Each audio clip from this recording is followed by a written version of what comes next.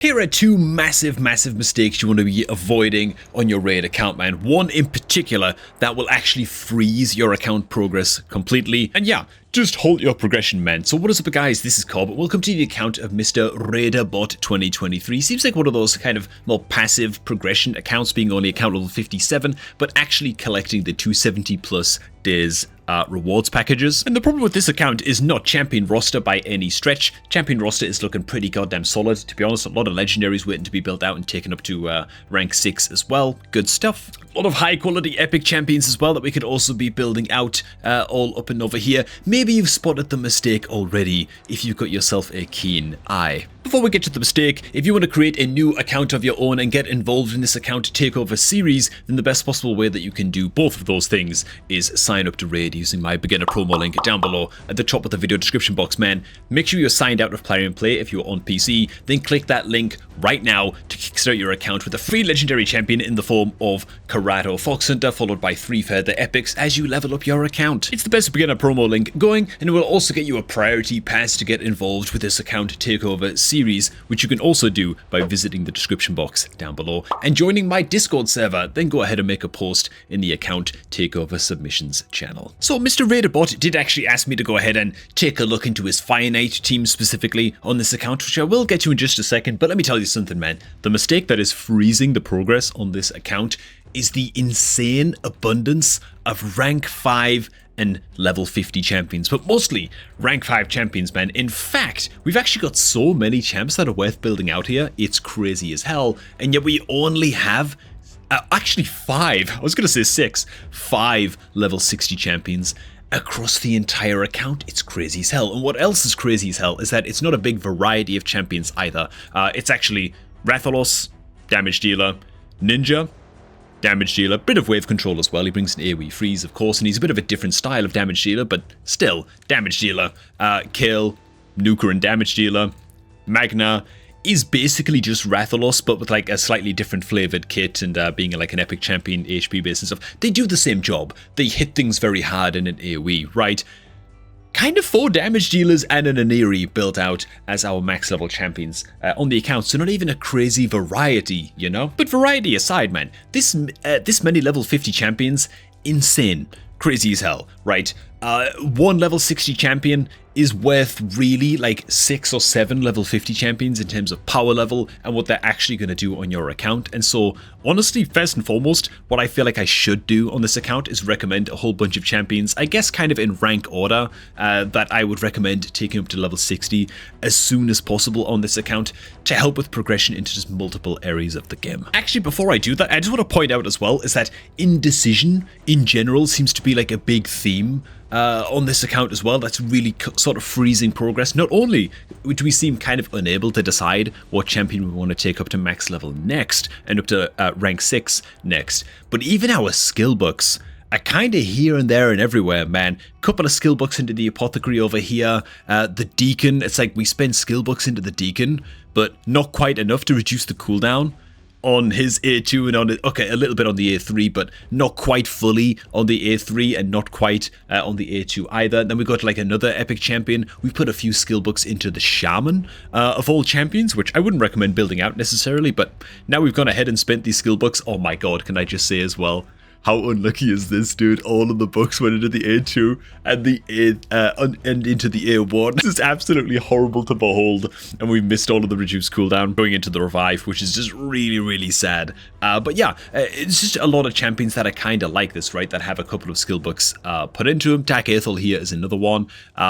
Just a whole bunch of skill books put in, but not quite enough to max build the champion out and get the cooldown reduction. Not really what you want to see. You want to make sure that if you're going to build the champion out and like take them up to max level and whatever and fully ascend them and stuff, you might as well spend all of the bucks required to fully book up their skills. And that's especially the case even for a champ like Takeover, which is another champion that I don't really like so much, and I'm not going to recommend that we take her up to 60 anytime soon. But if you are going to spend your bucks into her, make sure that you commit and get the reduced cooldown on the skills. It's the biggest kind of like leap in power you can get, right? Committing skill books into a champ.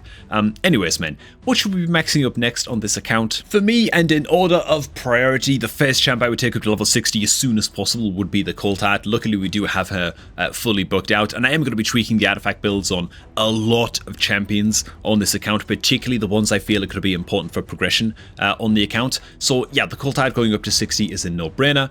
She's already level 50, she's already booked out, and she's going to be amazing and integral for progression for us into Fire Knight and into Spider's Den in particular. Next up, and this one might be a little bit controversial, but I would take up the Visix the Unbowed immediately after the Coltart and as soon as possible, and I would commit all of my legendary skill books into this champion as a priority next on this account. Why? We don't have any really decent wave controllers on this account in terms of, I mean, God, Visix brings it all, right? She brings an AoE decrease speed, which is amazing. She brings an AoE provoke, which is also amazing. She also has ally protect on her A2 as well, so she's going to drastically increase the survivability of your team, even if the enemy does get to kind of attack in. And on her A1, it's a double hitter with the chance of stealing enemy 10 meter, which is crazy as hell.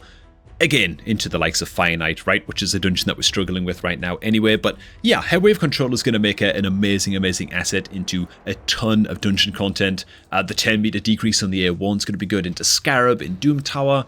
Yeah, she just has a hell of a lot of uses, man, and I would really, really recommend building out a good wave controller like Visix as soon as possible on this account. Next up, Deacon Armstrong. He's most of the way there. He's not going to take that many more skill books to fully rank up his skills as well, which our epic skill tomes should definitely all go into Deacon, in my opinion, and finish ranking up his skills. And then, honestly, just take him up to 60. It's going to be great to get him even faster with a good banner on him. A good accuracy banner with like some speed substats would be amazing on the Deacon. And he's just an absolute god into so many areas of the game. I don't know what to tell you. The leech on the A1 is going to increase your team's healing. It's a double hitter as well. You know what that means. Finite progression. He brings an AoE decreased defense debuffer on his A2, which is great. And then some 10 meter fill and 10 meter reduction for enemies on his A3, and then grants him an extra turn, dude. And so this skill actually has a 2-turn cooldown if you think of it like that once it's fully booked, right? Deacon, unbelievable, man. Absolute dungeon god. Next up, I would consider ranking up Stag Knight. He brings a little bit of the same stuff to the table as Deacon, kind of, but he brings a very, very reliable decreased attack debuff on his A2. That alone makes Stag Knight immensely, immensely good for progression in this game in general. He's great into the likes of the Ice Golem dungeon because of this decreased attack debuff.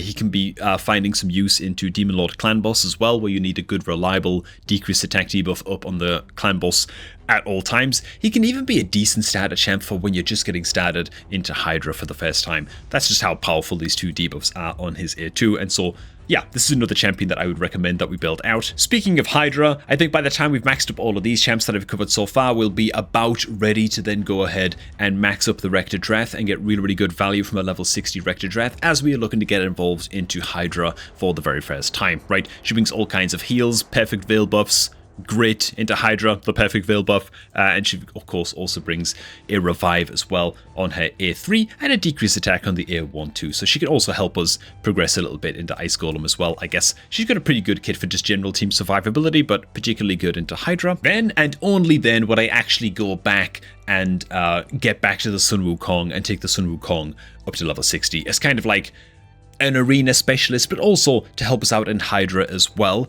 because he brings the block buffs debuff on a 2-turn duration, on a 3-turn cooldown on his A3. Absolutely crucial that at least one champ on your team that's fully booked up is able to be spamming this out against Hydra basically all the time and maintaining this debuff against the Hydra heads at all times. So yeah, I think that would be about a good time to get to maxing up the Sun Wukong once all of those other champs are handled. And just so I do also go ahead as well and fulfill what the account owner was asking for during this account takeover, this is the team that I would recommend that we kind of lock in for Fire Knight. Let's go ahead and name the team right here, actually, because I totally forgot to do that. But we want to have Deacon Armstrong as our speed lead. We want to be as fast as possible going into Fire Knight so that you're much, much faster than the boss. He's also going to help us control the waves as well and make the waves much, much easier to kill with the AoE decreased defense. Again, he brings a double hit on his A1, so he's going to be able to do a good job at breaking through the Fire Knight shield, and then a bit of 10 meter control as well against the Fire Knight boss. So Deacon, Dungeon God, he's amazing everywhere. Yeah, Fire Knight is no exception. The Cold Heart brings a quadruple hit at A1. She's going to be able to break through the Fire Knight shield very, very easily. And then on her A3, she has a full 10 meter, 100% 10 meter decrease on her A3. Amazing for controlling the Fire Knight's 10 meter, obviously. I'd also throw Kale into this team just because he's fully booked up and we can get him hitting pretty hard.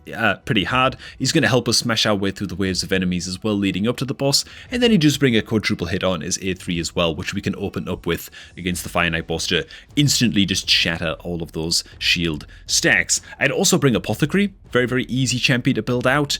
He doesn't require accuracy or any of that nonsense. You just build him to have as much speed as you can possibly get. He's going to bring the increased speed buff to the team as well. And he has a triple hit at A1. And so, yeah, good against the Fire Knight boss too. And then the physics. The physics is going to be in charge of getting us through the waves of enemies with their decreased speed buffs, debuffs, excuse me, and provoke debuffs and all of those kinds of things. And then against the boss, she can kind of just spam her A1 for the most part. She can also go ahead and place the decreased speed debuff as well, and that's going to be great for controlling the boss's 10 meter. But then her A1 is a 10 meter steal, and so yeah, she's just great. She's a great champion, man. And so this would be the team that I would build out for Fire Knight. Now, as for fixing some champion builds on this account had like 6 million gold when I first went ahead and did this takeover. I spent the last like 2-3 hours just rebuilding the crap out of so many champions, man. It's not even funny. Now, I actually don't really want to go ahead and equip all of this gear on these guys just now, but yeah, I was just doing my best. Okay, the Rathalos rebuild isn't very impressive. I just realized it's just changing literally one item. Okay, no, it's not, man. We got a little bit of change here going on as well on his accessories, I guess. Kind of. But the Rathalos rebuild wasn't very big. We're just trying to get him up to 100% crit rate with some crit rate gauntlets.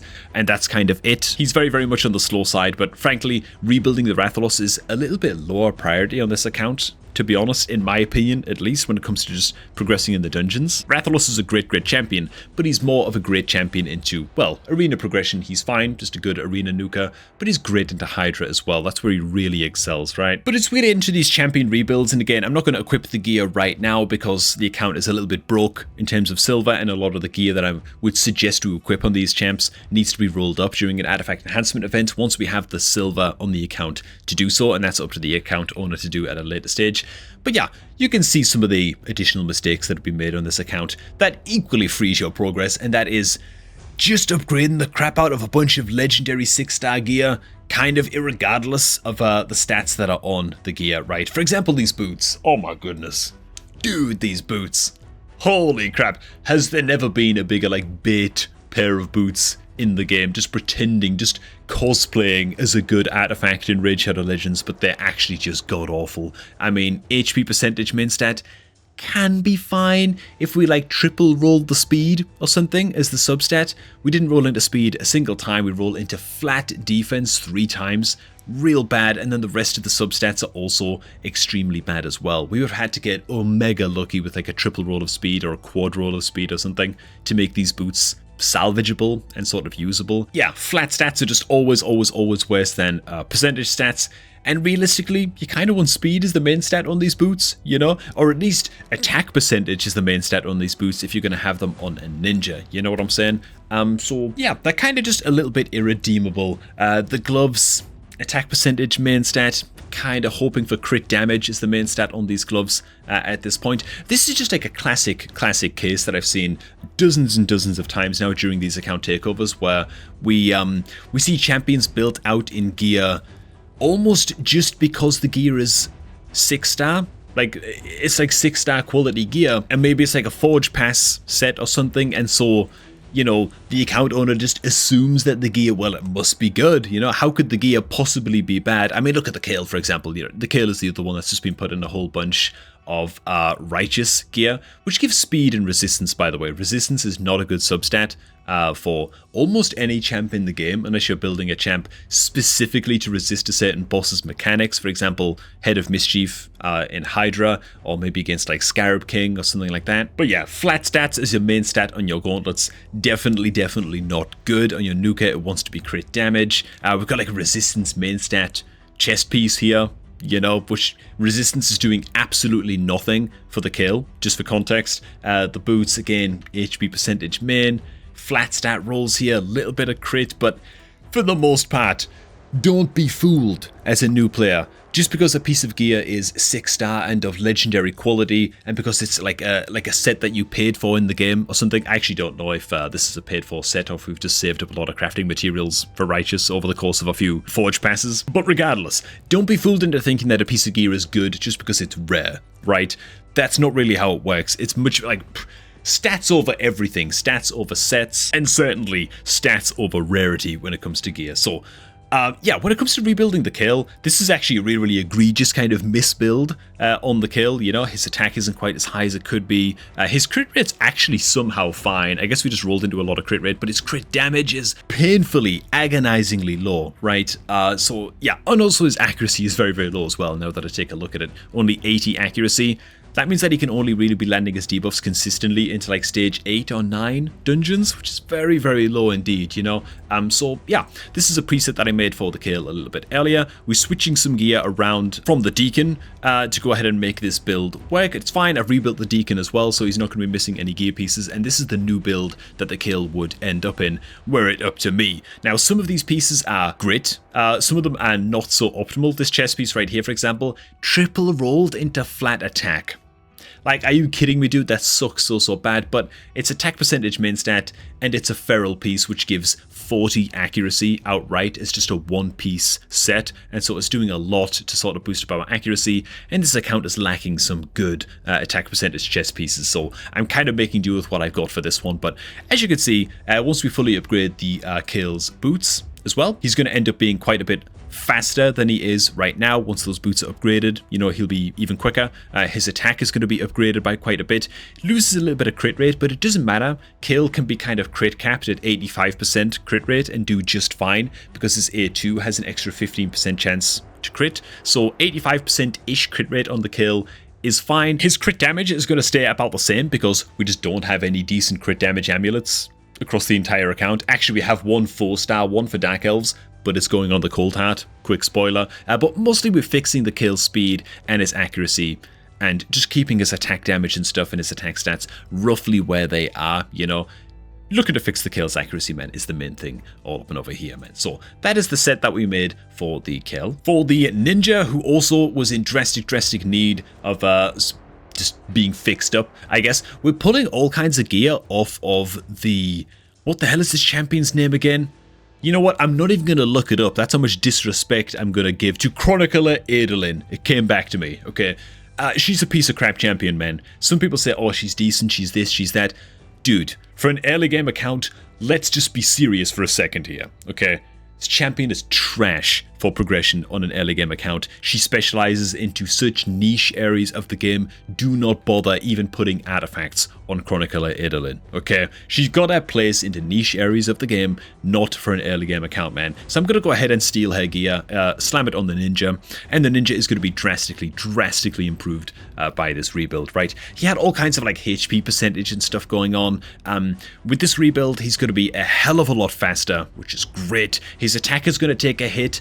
Doesn't matter that much, it's fine. Ninja's debuffs are much more important, so we're maintaining a good amount of accuracy on the ninja. We're also boosting up his crit rate to about 100%, and his crit damage is also going to get a boost as well. And so the ninja is going to be far more deadly in this item loadout. And this is basically what I've done across like all champions on the account. The Deacon is of course absolutely key to our plans as well. This is the gear rebuild that I've got in mind for the Deacon. Again, a lot of this gear needs to be rolled up during an artifact enhancement event, and there's just not the resources on the account to really start doing that right now. But you can see what we're going for, right? Once all's said and done, his speed is going to be still pretty juicy. His accuracy is going to be rescued because it was super low indeed. And the rest of his stats are going to stay somewhat similar to where they were. Another champion that's drastic need of a rebuild is the Apothecary. So Apothecary doesn't need accuracy at all. He's a very simple champion to build out. And yeah, you want at least one good strong version increased speed champion on most of your teams, just for like general content as a general rule, I guess, in this game. And so we've gone ahead and planned out a build for him, taking all of the good speed gear off of the Sun Wukong, because for some reason the Sun Wukong is in crazy speed gear, and we're able to bump up the apothecary speed to like 230 speed, and we can still upgrade the boots as well, man. So 240 plus speed on this apothecary, no problem. That's what I'm talking about, man. That's how you want to be building the hell out of a goddamn apothecary and exploiting this guy's ability to just amp up your team's speed and boost their 10 meter by an absolute ton, right? Another champ that I gotta put a spotlight on as well is going to be Vizix the Unbowed, which even though she's got a few pieces of speed gear on, she is glacially slow, extremely slow, and she's lacking all of the accuracy that she needs to be landing the decreased speed and her provokes and even stealing 10 meter on her A1. She's a very, very accuracy dependent champion, right? And so this is the build that we've got planned out for her as well. We kind of struggling a little bit to hit the stats required with building out the Vizix. Frankly, we're just running low on good pieces of gear to get the job done, but her speed is going to be okay. You know, if we were to fully rank up her speed boots, which we are taking off of the, she'd be sitting at like, what, 170 speed or something. It's fine.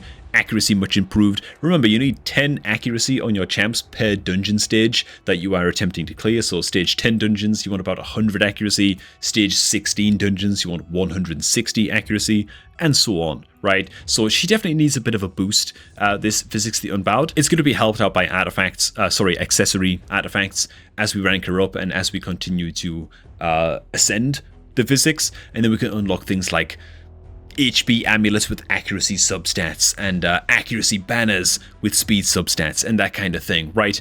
And just honestly, I've rebuilt, I'm not even going to cover all of them, I'm not going to cover the rest of them, but I rebuilt so many champions on this account, and I think it's going to make a huge, huge difference. So hey man, the two mistakes, the two morals of this story are, I guess, don't let yourself build up too many level 50 champions. If you're feeling like you're being a bit indecisive, ask yourself what you're missing in the early game stages of your account. What are you missing at level 60, right? Do you have a good like AoE wave controller like Vizix or like a Provoker or an AoE stun champion to help you control the waves? Have you managed to max out a good increased speed buffer champion just yet? You know, what about, I don't know, like a decreased defense champion, something like a War Maiden, for example. You don't necessarily need to take War Maiden up to level 60, to be fair. She can do a pretty good job at level 50 for a long, long time, but just try not to build too many of the same champion up at level 60, to be honest. A lot of damage dealers, not that necessary. You can usually get by just fine with just 2 or 3 good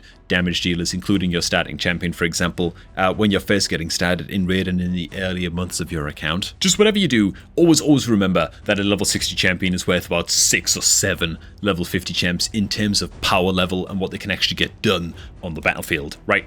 Next up is know how you're building your champions, know what kind of stats you're looking for, know how much accuracy you want to be aiming for generally on a champ. I am going to go ahead and link a guide in the description box down below, man, that you can go ahead and hit, and it's going to be a general gearing guide for gearing up every type of champion in raid in a very, very general sense, so that hopefully, you know, you can hit about a pretty good build with most of your champions as you're setting up your account.